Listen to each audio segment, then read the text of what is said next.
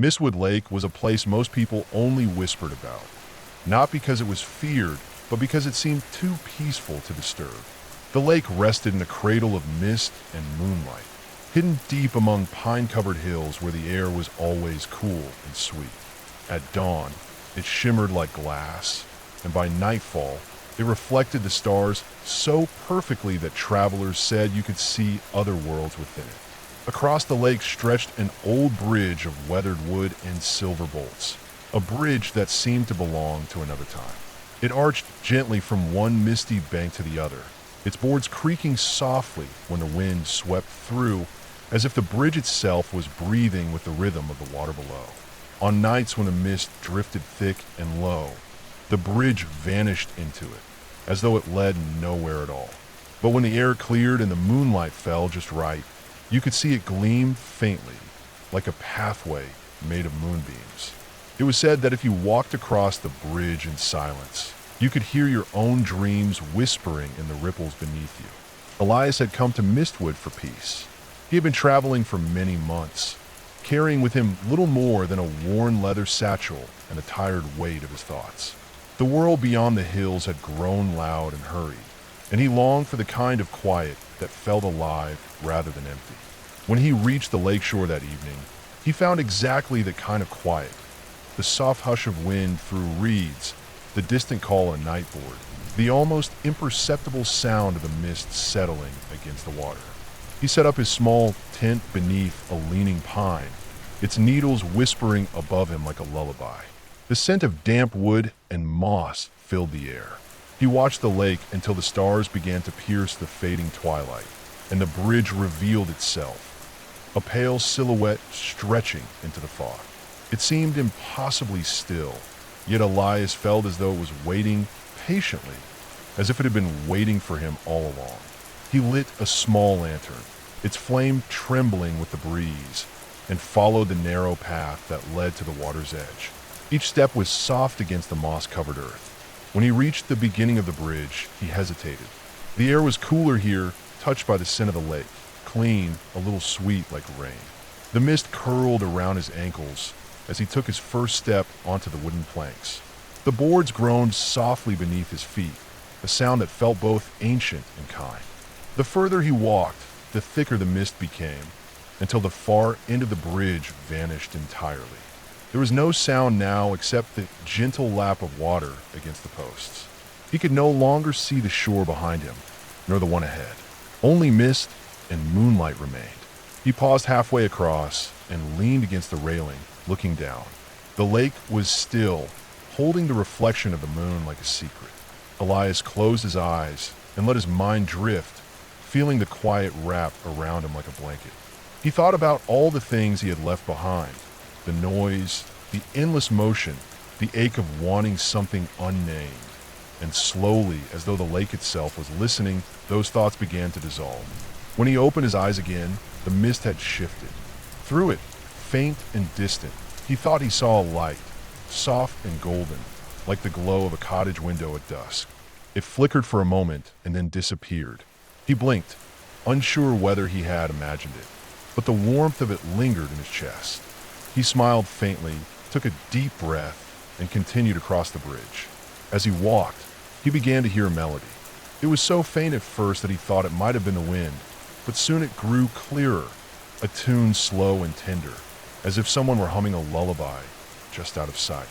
He followed it, the sound guiding him through the mist until his feet touched solid ground once more.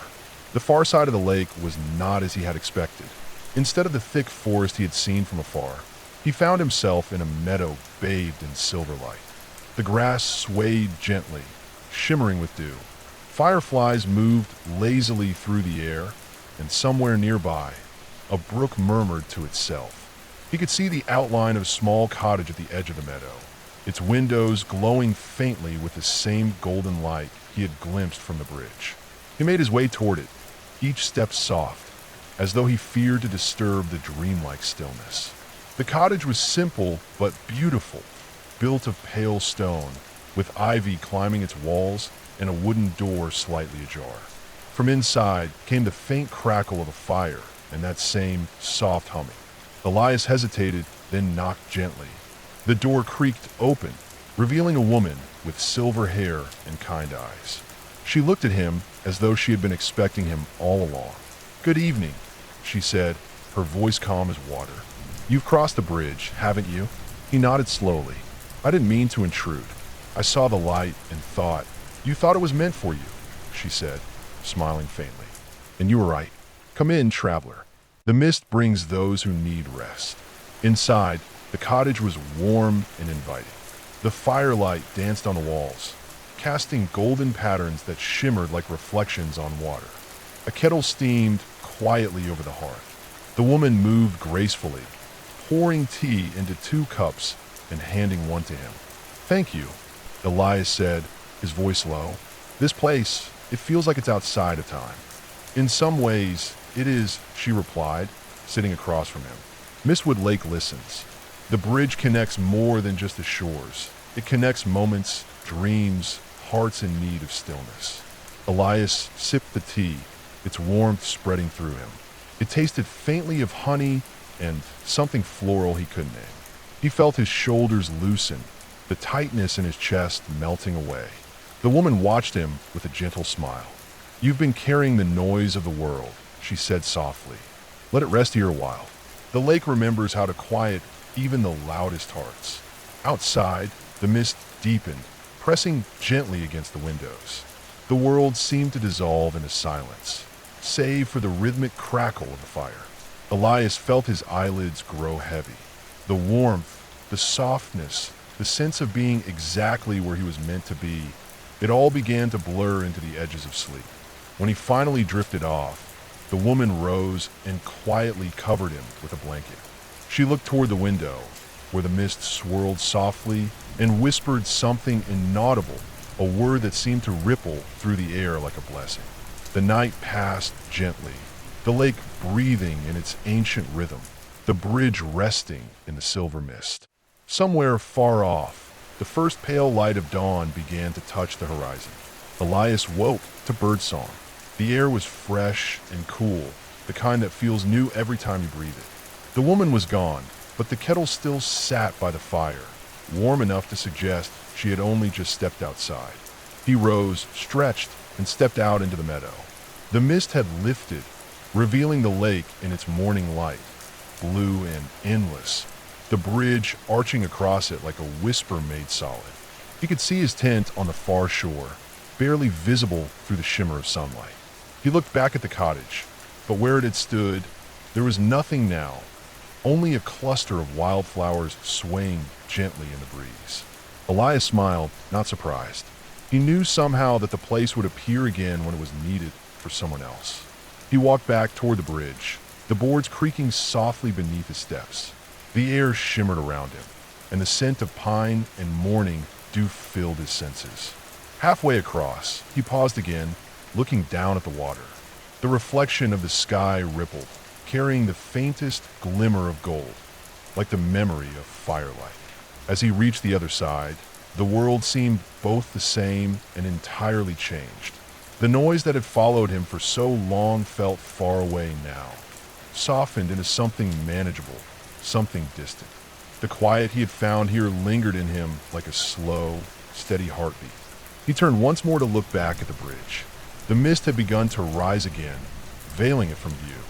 For a moment, he thought he heard the faint hum of a lullaby drifting through the air, and then it was gone.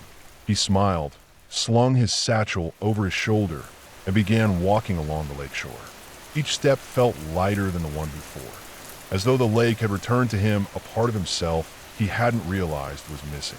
And behind him, hidden once more by the mist, the bridge over Mistwood Lake waited quietly, patient as ever for the next soul who would need its gentle crossing. Elias lingered by the lake's edge for a while, breathing in the morning. The world felt freshly born. Every leaf shimmered with dew, and the air carried the faint, sweet scent of moss and pine sap. Somewhere in the distance, a heron called, its cry long and low, echoing across the still water. The ripples it stirred spread in perfect circles, glinting like liquid silver in the early light. He crouched near the shore, dipping his hand into the lake. The water was cool, clearer than glass, and so pure that he could see smooth stones and drifting strands of green beneath the surface. The feeling of the lake against his skin sent a quiet shiver up his arm, not of cold, but of recognition. It was as if the lake knew him somehow, as if it was whispering welcome back. He closed his eyes and listened. The forest around him was waking up, rustles in the underbrush, the chirp of unseen insects, the gentle stir of leaves. Yet beneath it all was a deeper silence, a pulse in the air that felt alive. He remembered what the woman had said. The mist brings those who need rest.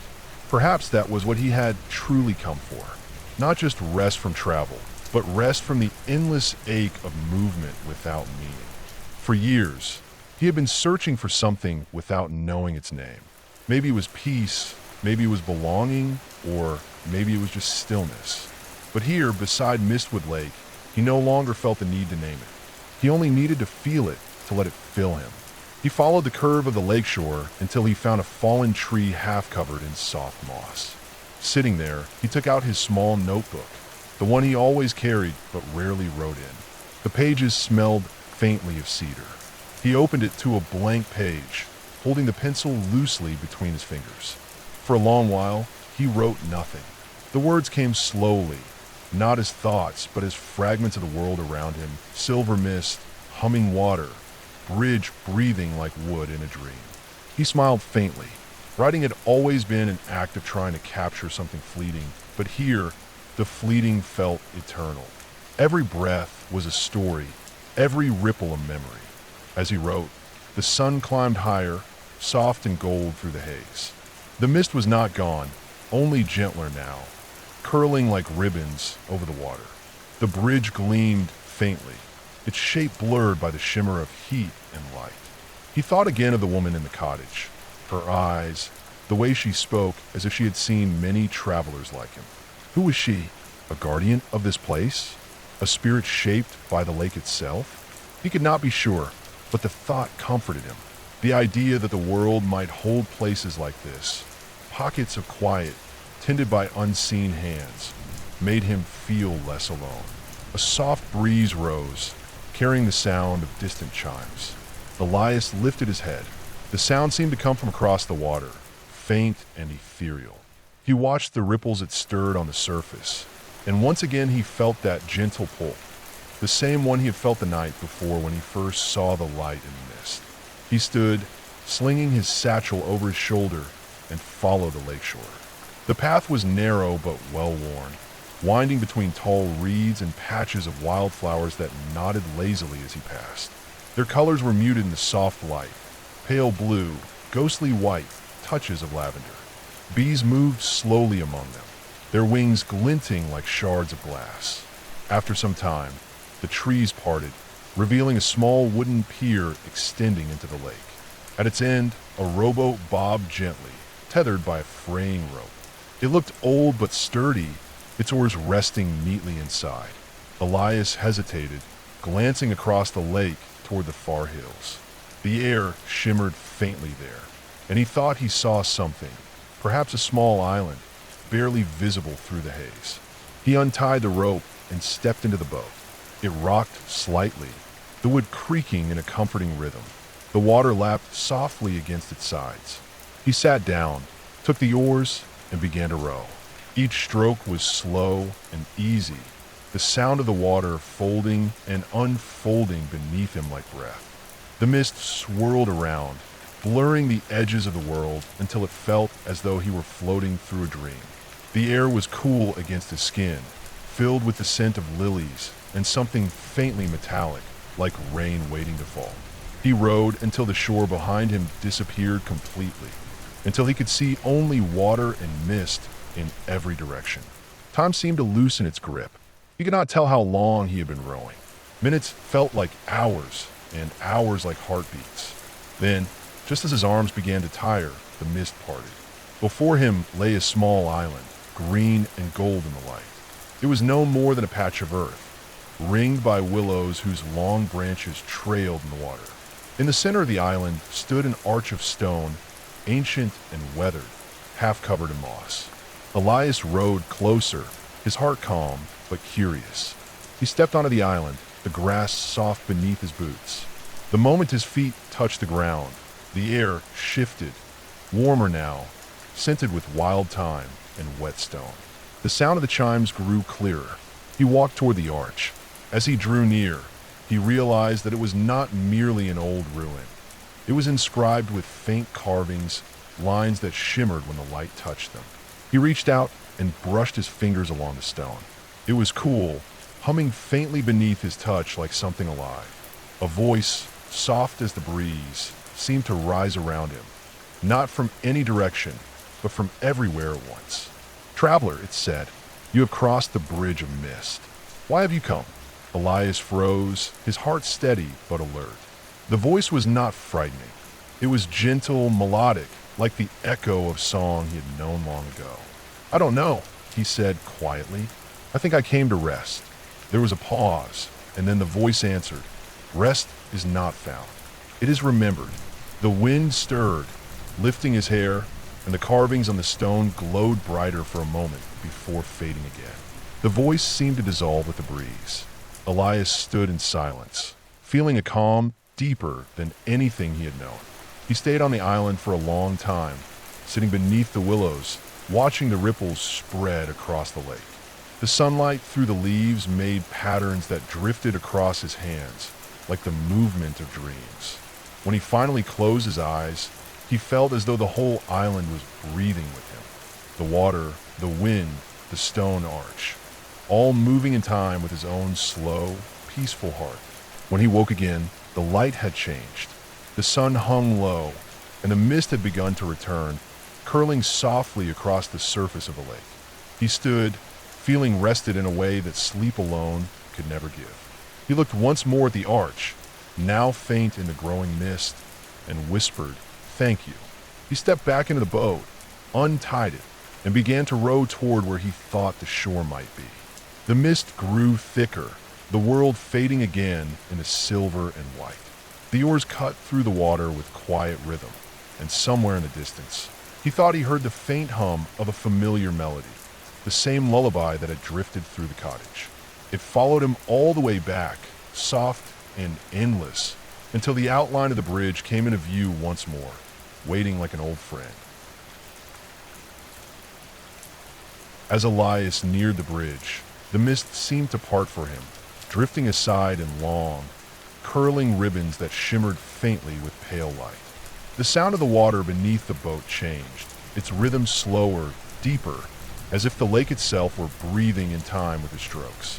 When the prow of the boat touched the wooden pilings of the bridge, he let the oars rest and simply drifted for a moment, watching the slow play of reflections on the surface. He could see the underside of the bridge mirrored in the water, dark with glowing faintly in the dusk. The sight made him think of two worlds touching, one above, one below, each whispering to the other. He tied the rope to the nearest post and stepped out onto the bridge. The wood felt warm beneath his boots, as though it had been holding the sunlight all day.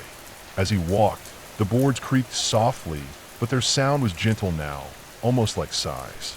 Halfway across, he paused again. The mist thickened suddenly, and he felt that curious sensation of being suspended in nothing. The lake vanished beneath him, the shore behind him disappeared, and even the bridge seemed uncertain under his feet. He stood still, listening. Somewhere far off, he could hear the faint call of night birds. The world smelled of water and pine and the faint sweetness of distant rain. Then, slowly, a sound rose beneath it all. The faintest hum, so soft it might have been only in his imagination. It was a melody without words, one that moved like the water itself. He realized it was the same song the woman had been humming by the fire, and the same one that had followed him to the island. He did not know its tune, yet it felt as though it had always been with him, quiet and waiting, like a lullaby half remembered from childhood. He began to hum with it, softly at first, and the mist seemed to respond, swirling gently in rhythm with the sound. The air grew warmer, and when he opened his eyes again, the mist began to thin. The far shore appeared ahead of him, golden with the last light of evening. The trees stood like tall shadows, their branches trembling in the breeze. Fireflies danced among them, small glimmers of gold against the deepening blue. When he reached solid ground, he felt a quiet relief, not from fear, but from the strange familiarity of returning. The pine tree by his tent was still there, the grass still damp with dew. Yet everything felt changed, touched by something softer, deeper. The air itself seemed to hum with quiet life. He sat by the lakeshore again, this time without his lantern. The sky was a deep indigo, and the stars shimmered on the water's surface. Their reflections wavered as the wind rippled through the lake, but they never broke. He thought again of the arch on the island and the voice that had spoken to him. Rest is not found. It is remembered. The words lingered in his mind like a riddle, yet they brought no confusion, only calm. As he gazed across the water, he noticed something new. On the far side of the lake, where the mist was thickest, faint lights began to appear, tiny glimmers that moved slowly, as if carried by unseen hands. They drifted just above the water, pale gold and soft as candle flames. He watched them for a long time, trying to count them, but every time he did, they seemed to shift or fade, blending into one another. Perhaps they were reflections of stars. Perhaps not. Either way, he felt comforted by their presence. The night deepened. Crickets began to sing, their steady rhythm filling the spaces between the rustle of leaves. The air cooled, carrying the scent of damp earth and something floral, wild jasmine, perhaps, or night-blooming lilies that grew near the water's edge. Elias lay back on the grass, staring at the stars. His eyelids grew heavy, and the sounds of the night began to merge into a single, soft murmur. The wind through the reeds, the distant ripple of water, the faint hum of the lake itself. He dreamed of walking across the bridge again, but this time the mist glowed faintly blue, and the boards beneath his feet shone like moonlight. The woman with silver hair walked beside him, her hand resting lightly on the railing. "Do you see how it remembers?" she asked, her voice like ripples in the dark. "What does?" he asked. "The world," she said, smiling faintly. "It remembers every quiet step, every gentle breath. That is why you are safe here. The lake never forgets those who walk with peace." In the dream, he looked down and saw not water, but stars beneath the bridge, endless and shimmering, as though he were walking across the sky. He felt no fear, only wonder. When he woke, the first light of dawn was spilling over the hills, pale and golden. The mist still hung low, and the bridge glowed faintly in it. His body felt light, his mind still wrapped in the echo of the dream.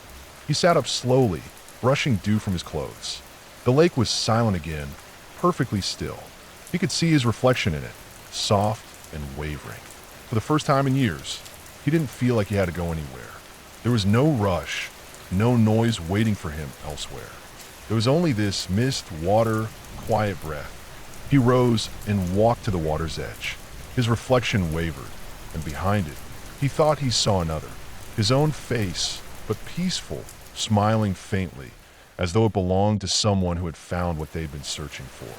He cupped water in his hands and drank. It was cool and sweet, tasting faintly of stone and rain.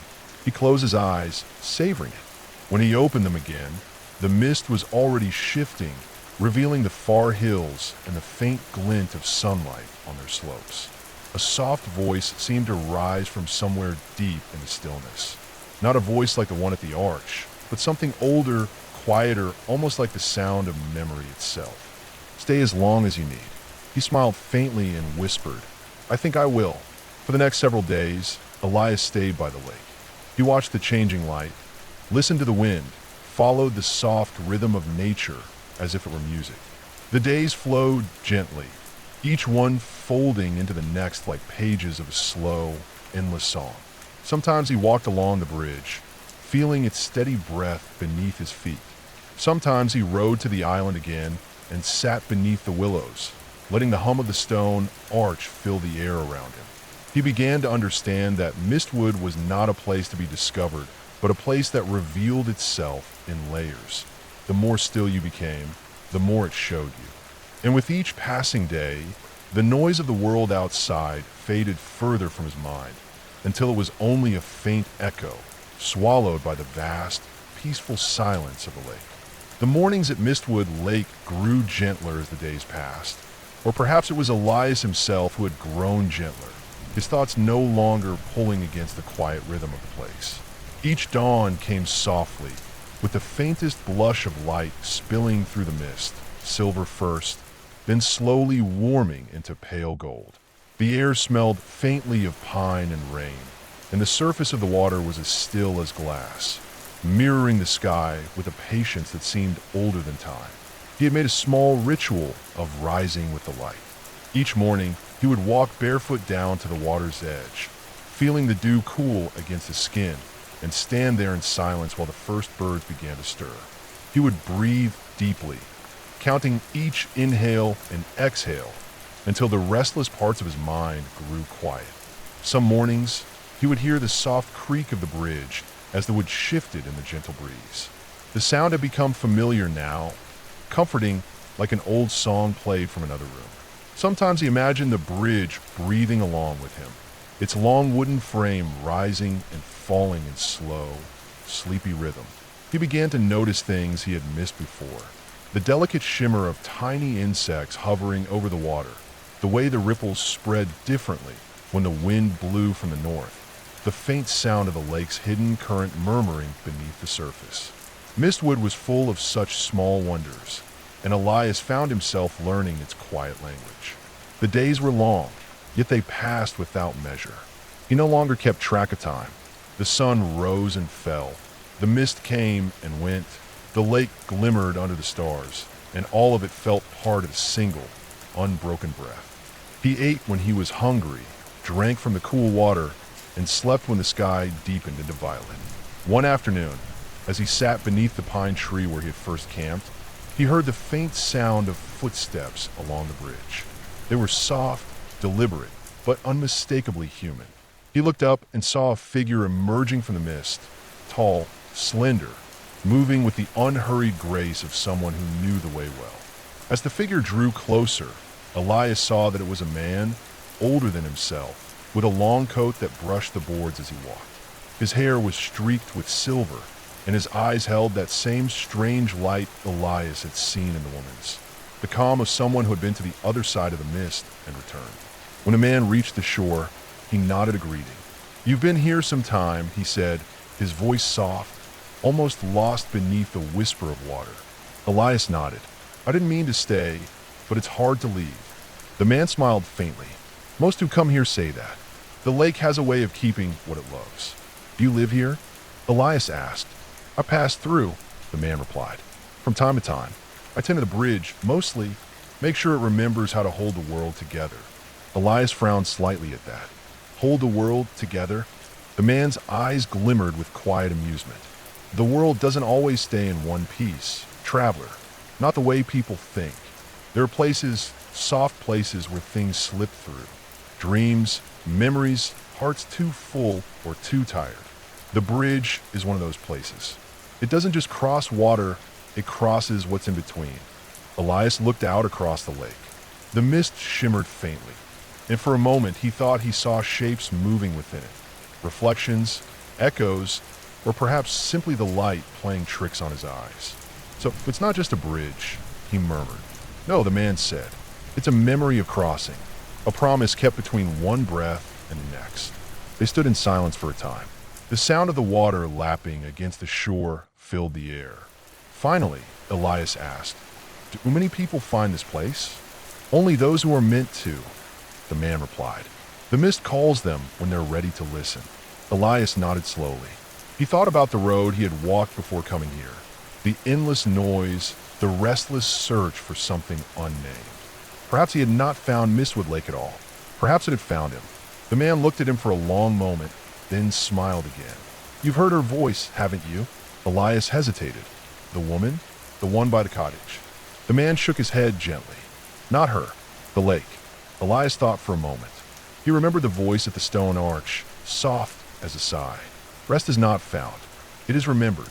The words echoed faintly in his mind, and he nodded. "Yes, I think I have." "Then you'll understand this," the man said, turning toward the bridge.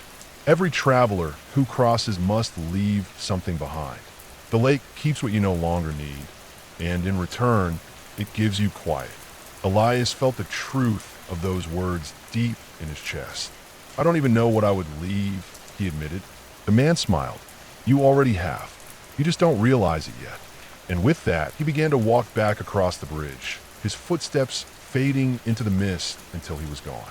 Elias watched him disappear, a faint ache blooming in his chest. Not sorrow, exactly, but the kind of ache that comes when something true brushes close and then slips away. That night, he couldn't sleep. The mist was thicker than usual, swirling low across the ground. The air was cool and heavy with the scent of rain. He sat outside his tent, watching the silver fog roll across the lake like a slow tide. In the distance, he saw the faint glow of the bridge, its wooden beams glimmering as though moonlight had settled into the grain. He rose and began to walk toward it, drawn as if by memory. The bridge welcomed him with its familiar sigh. The mist pressed close, cool, and soft against his skin. As he walked, the world grew quieter still, until even the sound of his own steps faded. He reached the middle of the bridge and stopped. Below him, the lake shimmered faintly, holding not the reflection of the sky, but something else, images that moved like dreams beneath the surface. He saw glimpses of his past, faces of people he had known, cities he had left, moments of laughter and loss. They passed slowly, like leaves carried on a gentle current. He leaned over the railing, his breath soft in the mist. "Is this what you keep?" he whispered. The water rippled, and in the shifting light, he thought he saw his reflection smile back at him. Not a mirror image, but a gentler one, like the version of himself who had finally stopped searching. The air trembled with the faint hum of that familiar melody, the one that had followed him from the cottage, to the island, to this bridge that never truly ended. He closed his eyes, letting the sound fill him, and for the first time, he felt something release deep inside, a tightness he hadn't realized he'd been carrying. When he opened his eyes again, the mist had thinned. The night was calm and clear, and the stars shone bright enough to see the far shore. The bridge no longer felt endless. It was simply what it was, a crossing, beautiful and brief, a moment between worlds. He stood there until the first light of dawn painted the sky in gold and rose. Then, with quiet steps, he made his way back across the bridge to the shore where his tent waited, the mist curling gently around him like a final blessing. When he reached the end, he turned once more to look back.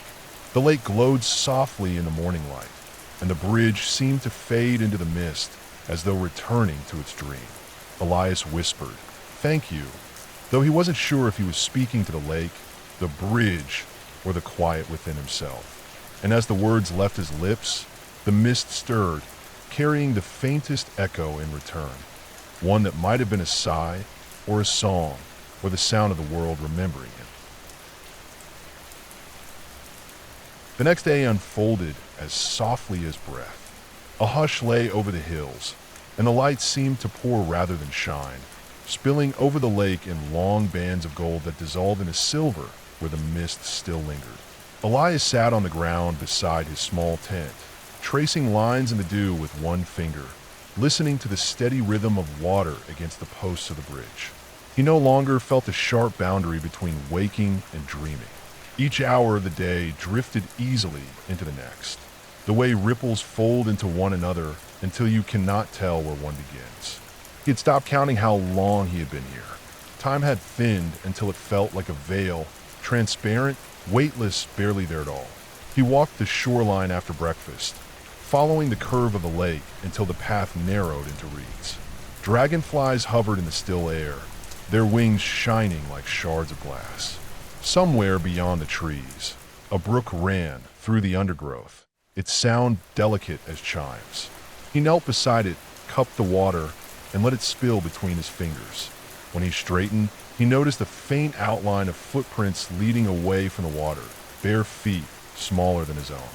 They wound through the grass toward a stand of birches near the edge of the forest. He followed them slowly, curious but unhurried. The birches glowed pale in the morning light, their bark smooth and white, their leaves whispering softly overhead. At the base of one tree lay a small bundle of wildflowers tied together with a strand of silver thread. He picked it up carefully. The flowers were fresh, bluebells, clover, and a few small white blossoms he did not recognize. They smelled faintly of rain and honey. He turned them in his hands, wondering who might have left them there. As he stood, he felt a faint stir of air behind him. When he turned, a figure stood among the birches. A young girl, perhaps 12 or 13, wearing a simple gray dress. Her hair was long and dark, her eyes bright as water in sunlight. She smiled shyly, as if she had been waiting for him. "You found them," she said softly. "They're yours." Elias asked. She nodded. "I leave them for the lake. It likes to be remembered." Elias smiled.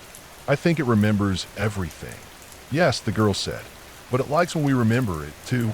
She stepped closer and looked up at him with an expression that was both curious and knowing. "You crossed the bridge," she said. "Only people who have forgotten something important can cross." Elias hesitated. "And what did I forget?" The girl shrugged lightly. "You'll remember when you're ready." Then she took the flowers from his hands, placed them at the foot of another birch, and whispered something he couldn't quite hear. A few soft syllables that sounded like a lullaby. When she finished, she smiled again. "You should stay until the mist turns blue," she said. "That's when it tells its stories." Before he could ask what she meant, she turned and walked toward the water, her steps light and silent. The mist seemed to fold around her, and in a moment she was gone, leaving only the faint scent of the flowers behind. Elias stayed among the birches for a long time, watching the way the light filtered through the leaves. The air shimmered faintly where the girl had stood, as if the place still held a trace of her presence. He felt neither surprise nor fear, only a deep, calm curiosity. Everything in Mistwood seemed to exist halfway between dream and waking, and he had stopped trying to separate the two. He returned to his tent by mid-afternoon. The sun had climbed high, and the lake glittered with small waves. He sat beneath the pine, took out his notebook, and began to write. Not words this time, but shapes, soft sketches of what he had seen. The bridge fading into mist, the birches, the girl's quiet smile. The lines flowed easily, as if his hand remembered more than his mind. As the light softened into evening, the lake began to change. The mist thickened once more, rolling in from the far hills, but this time it shimmered faintly with color. Pale blue at first, then deeper, richer, until it seemed the entire lake was breathing with a cool blue light. The girl's words came back to him. That's when it tells its stories. He stood and walked toward the shore. The water glowed softly, and in the shifting reflection, he thought he saw movement. Figures walking across the bridge, faces bending over the water, shadows of travelers long gone. Their shapes were faint, as if made of moonlight and memory. He watched in silence as one by one they appeared and faded again. Among them, he saw the woman with silver hair. She stood at the far end of the bridge, her hand resting on the railing, her eyes turned toward him. She did not speak, but her gaze was warm and steady. He raised his hand in greeting. She nodded once, and then the mist drifted between them, and she was gone. The blue light slowly dimmed as night settled in. The stars appeared one by one, bright and clear, their reflections trembling across the surface of the water. Elias sat by the shore until the night was deep and the sounds of the forest grew hushed. When he finally lay down, he felt the earth cool beneath him, the air soft and scented with pine, and the steady heartbeat of the lake pulsing somewhere just beyond the edge of sleep. He dreamed again, and in the dream he stood at the center of the bridge. The mist glowed blue all around him, and the voice of the lake spoke once more, quiet as a whisper carried through still air. "You have remembered enough," it said. "When the dawn comes, the way will open." Elias looked toward the horizon, and for a moment he saw a faint light there, a thread of gold waiting beyond the mist. He reached toward it, and the dream dissolved into ripples of light. When he woke, the sky was already pale with morning. The mist had lifted, and the world looked clear and new. The bridge stood still and bright across the water, its wooden boards dry from the night air. Elias rose, feeling calm and unhurried and began to pack his few things. He glanced once more at the lake. The surface was smooth, unbroken, but when the breeze stirred it, he thought he saw a flicker of blue deep beneath. The last trace of the lake's stories settling into silence again. He smiled, shouldered his pack, and whispered a quiet thank you to the water. Then he turned toward the path that led away from the shore, following it until the trees closed around him, and the sound of the lake faded to a soft memory behind him. The path that wound away from the lake was narrow and soft with moss. The air was rich with the scent of pine needles and damp earth, and each step felt almost weightless. Elias walked slowly, turning from time to catch a last glimpse of the water through the trees. It was still there between the trunks, quiet, silver, endless. Every few paces the light shifted and a glimmer of blue rippled through it, as if the lake were breathing a farewell. He followed the path until it curved uphill. From a rise, he could see the whole of Mistwood spread out below him. The bridge arched like a ribbon of gold across the lake, the small clearing where his tent had been, the veil of mist lifting in slow spirals. The place looked both near and impossibly far away, like a memory that still glowed inside him. He stood for a long time, simply watching, letting the view settle into his heart the way twilight settles into water. When he finally turned away, the forest welcomed him with quiet rustles and the soft call of unseen birds. The world felt different now, clearer, lighter. He noticed things he hadn't before. The way sunlight filtered through layers of green, the way the air shimmered when wind moved through the leaves. It was as if some hidden door inside him had opened. He stopped at a stream to drink. The water was cool and sweet, and as he cupped his hands, he saw his reflection. For a moment, he didn't recognize the face that looked back. He seemed older and younger all at once, lines softened, eyes bright. Then he realized the change wasn't in the reflection, but in the way he saw it. The silence of the lake had taught him how to look without wanting, how to listen without asking. By midday, he reached the edge of the forest. The trees grew thinner, and the light grew wide and golden. A meadow opened before him, filled with tall grass and white wildflowers bending gently in the breeze. In the middle of the field stood a single wooden post, weathered and half covered in ivy. Carved into it were words so faint they were almost gone. The way remembers. He traced the letters with his fingertips and smiled. He walked through the meadow until he came to a small road leading toward distant hills. The air felt warm now, carrying the hum of bees and the scent of clover. With each step, he felt the rhythm of his heart fall into pace with the quiet pulse of the earth beneath him. He thought of the people he might meet beyond the hills, of places where rivers curved and towns whispered with life, and he felt no hurry to reach them. The road itself was enough. That night, he camped beneath an old oak tree. The stars came out early, bright and scattered like petals of light. As he lay back, he could still hear, faintly, the voice of the lake in the distance, a slow, steady murmur like breath against the edge of sleep.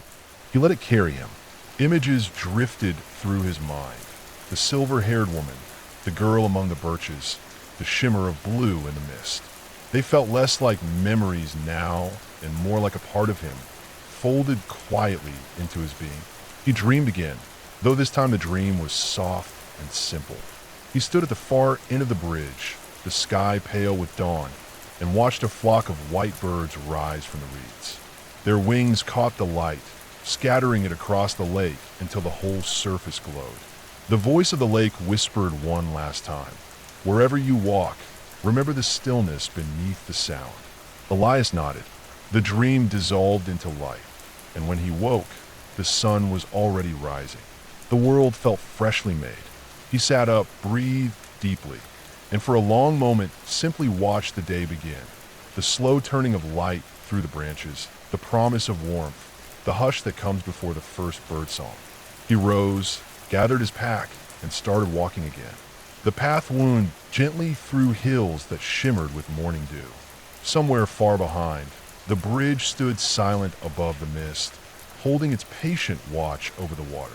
He knew that if he ever returned, it would still be there, waiting, not as a place to cross, but as a place to listen.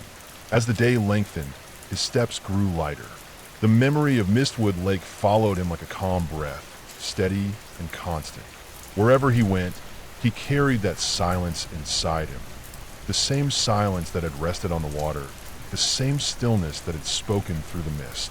And when the evening came, when the light deepened to gold and the air cooled, he stopped by a small stream and built a tiny bridge of stones across it. It was nothing more than a few flat rocks balanced end to end. But as he set the last one in place, a ripple moved through the water and a faint blue shimmer glowed beneath the surface. He smiled. The wind moved gently through the grass, and somewhere far away, a bird called once and was quiet again. Elias laid down beside the stream, listening to the whisper of water, the pulse of his own heartbeat, the slow rhythm of the earth turning. His eyes grew heavy. The world faded softly around him. He did not dream of journeys or of destinations, only of light on water and the endless calm that lived between one breath and the next. And as sleep gathered him, the whisper of the lake lingered one last time, so faint it was almost part of the wind. Rest now. The bridge is within you. The sound melted into silence, and the night held him gently, like water holding the reflection of the moon. Perfectly still, endlessly deep, quietly awake even in sleep. Dawn returned with a hush, a pale ribbon of light stretching across the horizon. The world seemed to breathe again, slow and easy. Elias stirred beneath the old oak, the air cool against his skin. He sat up and looked east, where the first warmth of the sun touched the grass. And for a moment he simply watched it unfold, the golden wash spreading across the land, the quiet rhythm of morning returning. He rose slowly, feeling no need to rush. The memories of the lake drifted through him like faint ripples. The whisper of mist, the soft voice that spoke from the water, the faces that glimmered like dreams. They did not feel far away. They lived somewhere inside him now, as natural as breath. He understood, without words, that the lake had never been a place to leave behind. It had been a mirror, showing him what had always been waiting within: stillness, forgiveness, and the calm beneath all noise. He walked for a time through the soft morning light. Each step seemed to echo quietly, not in sound but in feeling, as though the path itself remembered him. Birds began to stir in the trees, their songs weaving through the air in long, gentle threads. The world felt whole again, not because it had changed, but because he had learned to see it without asking it to be more than it was. When the road turned, he paused and looked back once more. Far beyond the folds of the hills, Mistwood Lake lay hidden in its veil of mist and memory. He knew the bridge still stretched across it, golden in the morning light, waiting for whoever might need its quiet passage. And perhaps one day he would cross it again, not in body, but in dream or thought, or the hush between two heartbeats. He smiled, and in that smile was a kind of peace that no words could fully name. The wind brushed softly through the grass, and the sound of it was almost like laughter, almost like farewell. Elias turned toward the open land ahead, toward the steady rhythm of his steps, toward whatever life would unfold from here.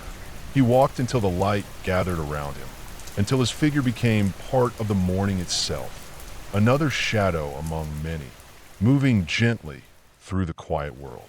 And when the day lifted higher, the last trace of the mist above Mistwood Lake shimmered once, then settled, leaving the water clear and still again. The bridge stood silent, holding its calm reflection, a promise, a memory, a resting place between one shore and the next. The lake kept its silence, and in that silence, the story ended. Not with a closing, but with an endless, quiet continuation, like breath, like sleep, like the soft turning of water beneath the first light of dawn.